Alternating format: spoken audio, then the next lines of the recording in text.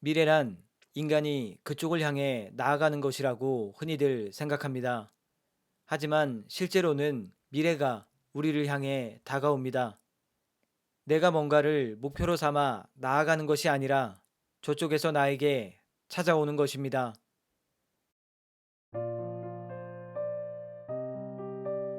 안녕하세요. 하루승입니다. 오늘 제가 읽어드릴 책은 사이토 이토리의 1% 부자의 법칙 두 번째 이야기입니다. 사이토 이토리 지음, 김진아 옮김, 출판은 나비스쿨입니다. 먼저 이렇게 소중한 책의 내용을 낭독할 수 있도록 허락해주신 나비스쿨 출판사에 감사 인사를 드립니다. 그럼 오늘 책의 내용 바로 시작하겠습니다. 즐기면서 하는 공부. 어떤 공부를 하는 게 가장 좋을까요? 바로 독서입니다. 가능하면 여러 분야의 책을 폭넓게 읽으세요. 다만 책을 읽는 게 고통스럽다면 굳이 독서를 할 필요는 없습니다. 독서를 즐거워하는 사람은 드뭅니다. 학교에서 열심히 공부한 사람도 사회에 진출하면 책을 거의 읽지 않게 됩니다. 하지만 정반대가 되어야 합니다. 사회에 나온 뒤에는 학창 시절보다 훨씬 더 많은 책을 읽어야 합니다. 왜냐하면 사회에서의 공부는 행복의 주요 키워드 중 하나인 돈과 연결될 가능성을 높여주기 때문입니다. 독서는 좋은 공부가 됩니다. 하지만 텔레비전은 그렇지 않습니다. 텔레비전 안에는 지혜가 없습니다. 정보가 공짜이기 때문입니다. 공짜 정보는 아무런 가치가 없습니다. 그리고 가치 없는 정보는 돈을 만들어내지 못합니다. 가치가 제로인 것을 아무리 모아봤자 제로에 불과하니까요. 따라서 텔레비전을 보는 것은 시간 낭비이므로 주의해야 합니다. 꼭 텔레비전이 아니어도 공짜 정보는 쓸모가 없다는 걸 기억하면 좋습니다. 예를 들어 책도 공짜로 받는 것이면 아무런 가치가 없습니다. 도서관에서 책을 빌려 공짜로 독서를 하는 건 가능하지만 뭔가 유익한 것을 얻고 싶다면 반드시 돈을 내어 책을 사 보도록 합시다. 대가를 지불하지 않고 얻은 지식은 자신의 피와 살이 되지 않습니다. 최근 들어 책을 읽는 사람이 적어진 것 같습니다. 어쩌면 이런 상황이 큰 기회일지도 모릅니다. 책을 읽지 않는 시대에 많은 책을 읽어두면 머릿속에 좋은 재료가 늘어나 다른 이들보다 풍요로운 삶을 누릴 수 있기 때문입니다. 모두가 책을 읽는다면 아무리 열심히 독서를 해도 두각을 나타내기 어렵습니다.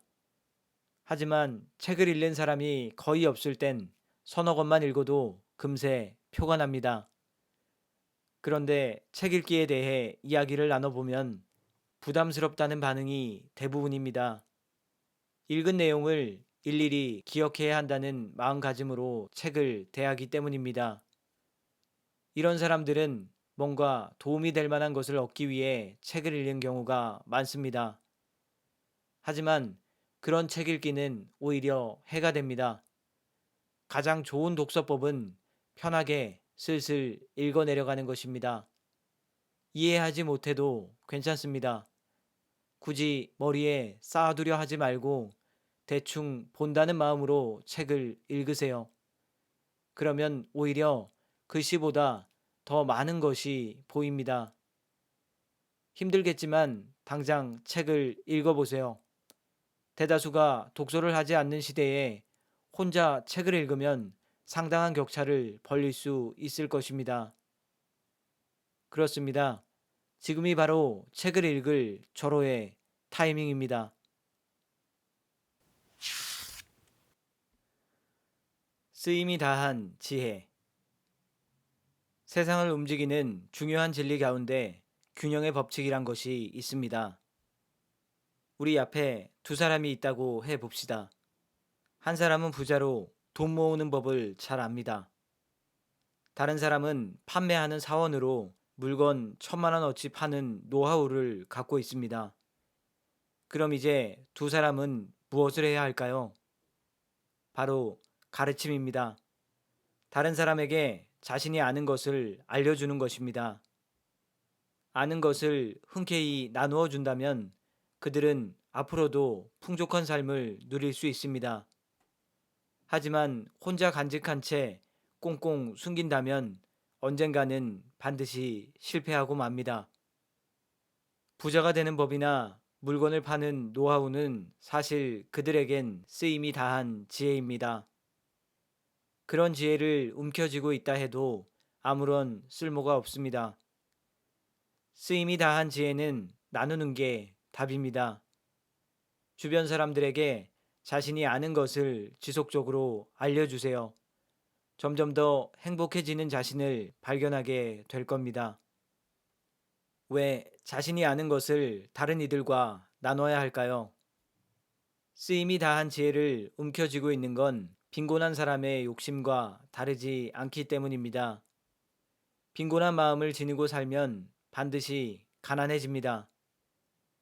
의미 없는 것들을 내려놓지 못하면 그 무게 때문에 가난의 늪에 빠져듭니다. 물건을 1,000만 원어치 팔 줄 아는 사람에게 그 노하우는 더 이상 필요가 없습니다. 그러니 다른 사람에게 나눠줘도 손해가 아닙니다. 물건 파는 법을 몰랐던 사람이 그 방법을 배운다면 무척 기뻐할 겁니다. 1,000만 원을 벌 수 있게 되었기 때문입니다. 그렇게 다른 사람을 가르치고 나면 신기하게도 지혜를 나눠준 사람에게 1,000만 원의 이익이 더 생깁니다. 쓰임이 다한 지혜를 타인과 나눈 보답인 셈이지요. 바라고 한 일은 아니지만 어째서인지 기대하지 않은 보답이 자신에게 돌아오게 됩니다. 운이 좋아지는 표정. 화를 낼 때 인상이 바뀌지 않는 사람은 없습니다. 자주 화를 내면 미간에 주름이 잡히고 눈과 눈 사이가 좁아지며 입모양이 일그러집니다. 이게 바로 인생을 최악으로 망치는 인상, 즉 불행해지는 얼굴입니다. 미간, 그러니까 이마 한가운데에 제3의 눈이라는 마음의 눈이 세로로 자리하고 있습니다. 이 제3의 눈은 사물의 본질을 꿰뚫고 세상의 소중한 것을 살필 수 있어서 사람을 행복하게 해줍니다. 그런데 미간을 찌푸리면 얼굴에 주름이 가운데로 몰려서 제3의 눈이 닫혀버립니다. 그렇게 되면 행복을 위해 필요한 아이디어가 절대 샘솟지 않습니다. 저는 언제나 싱글싱글 웃고 다닙니다. 이런 인상으로 지내면 제3의 눈이 활짝 열리기 때문에 멋진 아이디어가 끊임없이 떠오릅니다. 입이 옆으로 활짝 벌어져서 양쪽 입가가 위로 올라간 인상 또한 운세를 좋게 해주는 효과가 있습니다. 운세와 부탁. 미래란 인간이 그쪽을 향해 나아가는 것이라고 흔히들 생각합니다. 하지만 실제로는 미래가 우리를 향해 다가옵니다. 마치 파도처럼 말이지요. 내가 뭔가를 목표로 삼아 나아가는 것이 아니라 저쪽에서 나에게 찾아오는 것입니다. 그러니 앞으로 무엇이 다가올지 예측할 수 없습니다. 그러므로 앞으로의 일을 미리 염려하는 것은 시간 낭비일 뿐이지요. 어찌할 수 없는 미래를 생각해봤자 고민만 늘어납니다. 상황도 절대 좋아지지 않지요. 어차피 미래는 알아서 나에게 찾아옵니다. 대비할 수도 도망칠 수도 없습니다. 여기서 중요한 건 누군가의 부탁은 신이 예비해둔 미래로부터의 선물이라는 사실입니다. 신이 손수 준비한 선물을 기뻐하지 않을 사람은 없겠지요. 이러한 선물이 끊임없이 찾아오면 얼굴에서 웃음이 떠나지 않게 됩니다. 부탁이 많아질수록 운세가 좋아지기 때문입니다. 그리고 부탁을 기분 좋게 받아들이면 새로운 것을 익히게 됩니다. 즉, 다양한 경험을 쌓을 수 있습니다. 영어를 잘하는 사람의 착각. 영어가 특기인 사람이 자신의 실력을 살려 뭔가를 해보겠다고 마음을 먹는 건 아주 일반적인 일입니다. 물론 어느 정도는 잘 해낼 수 있을 겁니다. 하지만 이 발상으로 큰 성공을 이루기는 어렵습니다. 무한한 가능성을 스스로 제한하는 결과를 낳기 때문입니다. 다른 이들보다 뛰어난 기술이나 지식을 지닌 사람은 그걸 잘 활용하려 합니다. 그걸 당연하다고 여길지 모르지만 사실 그것은 잘못된 생각입니다. 성공하기 위해 기술이나 지식 같은 것은 필요 없습니다. 오히려 아무것도 갖고 있지 않는 편이 더 좋습니다. 지닌 것이 아무것도 없다는 것은 무엇이든 할 수 있는 가능성을 품고 있다는 뜻이기도 합니다. 아무것도 갖지 않은 사람은 뭐든 할 수 있으니 돈을 잘 벌 수 있는 사업을 하면 좋겠지요. 오히려 특별한 기술을 갖고 있으면 좋은 결과를 얻지 못할 때가 많은 듯 합니다. 세간에서 흔히 말하는 한심한 사람이 더 성공할 가능성이 높습니다. 중요한 점은 미리 무엇을 할지 정해놓고 행동해서는 안 된다는 것입니다. 좋아하는 일만 할 수 있다면 그걸로 충분해 라며 기타나 퉁기는 사람도 있는데 이 역시 성공과는 맞지 않습니다. 자신의 특기를 살려 뭔가를 해보겠다거나 좋아하는 일을 한다는 사실에 그저 만족하면 머지않아 가난의 파동이 생기게 됩니다. 가난의 파동이란 가난을 향해 가는 부정적 에너지, 즉 마음의 가난을 의미합니다. 가난의 파동을 멈추게 하지 않으면 아무리 애를 써도 행복해질 수 없습니다. 반대로 풍요의 파동이라는 것도 있습니다. 둘 다 파동이기에 주변으로 쭉쭉 퍼져나갑니다. 파동은 주위로 퍼진 뒤 몇 배로 커져서 곧 되돌아옵니다.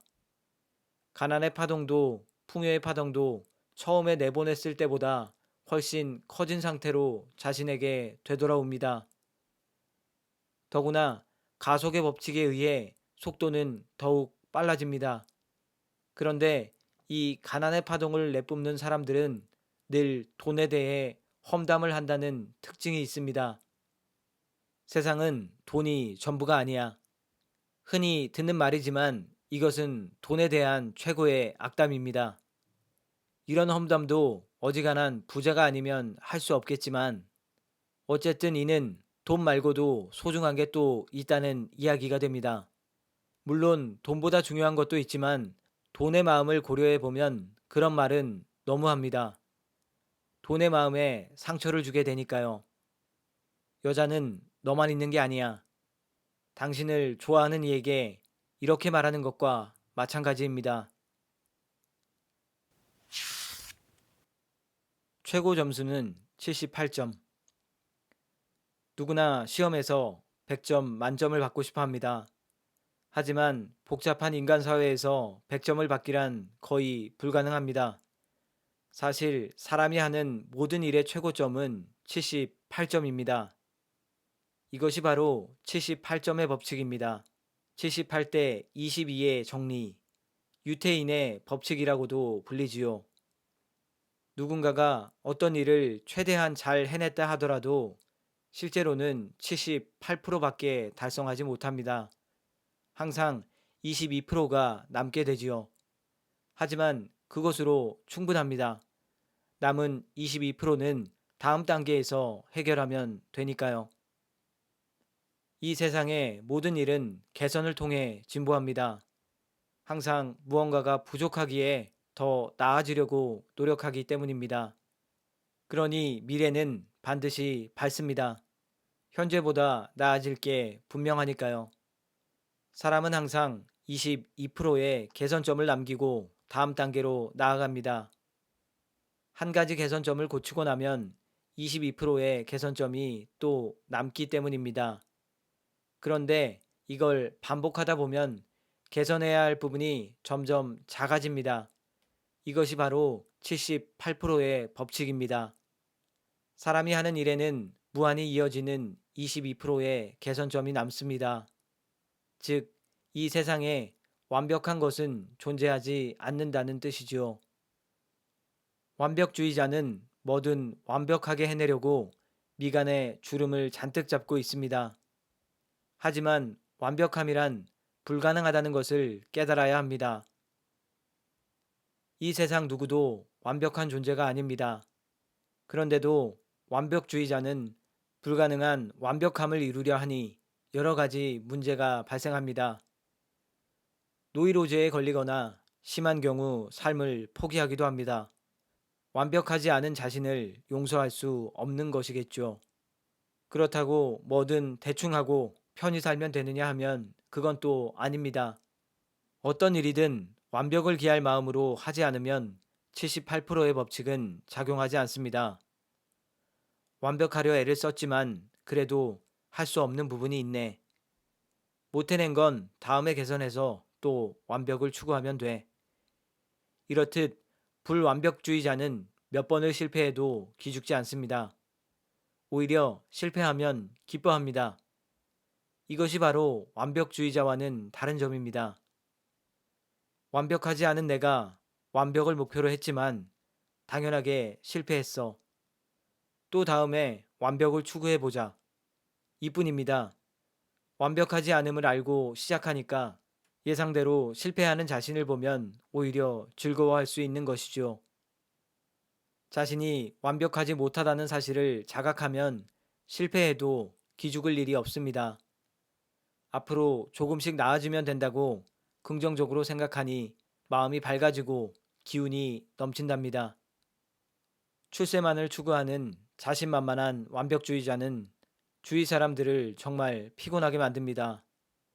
자신의 실패를 늘 타인의 탓으로 돌리기 때문입니다. 완벽한 내가 실패할 리 없어. 다른 실패 요인이 있는 게 분명해. 이렇게 말하면서 남의 잘못만 따지니 주위 사람들은 견딜 수가 없지요. 완벽한 건 신뿐입니다. 평범한 존재인 우리가 완벽할 수는 없습니다. 이 세상은 완벽하지 않은 인간이 어떻게든 완벽해지려고 수행하는 장소입니다. 완벽을 목표로 해도 그렇지 않은 부분이 반드시 남게 됩니다. 남은 부분은 개선하면 될 일이지요. 지금보다 조금씩 개선함으로써 이 세상 모든 일들이 틀림없이 좋은 방향으로 나아가게 되어 있습니다. 예를 들어 예전보다 조금 더 밝은 표정을 지어봅시다. 일이나 인간관계가 깜짝 놀랄 정도로 잘 풀릴 겁니다.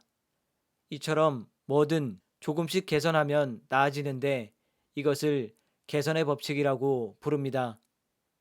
이 법칙은 어떤 상황에서든 다 적용되기 때문에 아무리 사소한 일이라도 효과를 발휘합니다. 성공의 파동. 못할 것도 없지. 소리내어 이 말을 반복하다 보면 몸이 자연스레 앞으로 나가며 점점 적극적으로 행동하게 됩니다. 예를 들어 엘리베이터 안에서 사장님과 마주쳤다고 해 봅시다. 대부분은 머뭇거리며 구석으로 물러설 겁니다. 하지만 당신은 한 걸음 나아가 사장님에게 가까워지려고 하겠지요. 그게 무슨 소용이냐고 생각할 수도 있습니다. 하지만 아주 큰 의미가 있습니다. 환심을 사서 출세하겠다는 얄팍한 마음이 아닙니다. 크든 작든 사장이라는 직함을 가진 사람은 일단 회사 안에서 가장 성공한 인물입니다. 즉, 성공의 파동을 가지고 있습니다. 한 걸음 나아가 사장님에게 다가가면 자신에게는 없는 성공의 파동을 느낄 수 있습니다. 모처럼 얻은 기회이니 사양하지 말고 이 파동을 느껴보세요. 언젠가 여러분에게 귀중한 힘이 되어줄 것입니다. 정도의 차이는 있겠지만 성공한 사람들은 반드시 이런 파동을 지니고 있습니다. 그리고 파동이 강한 사람 곁에 있으면 자신의 파동도 함께 강해집니다.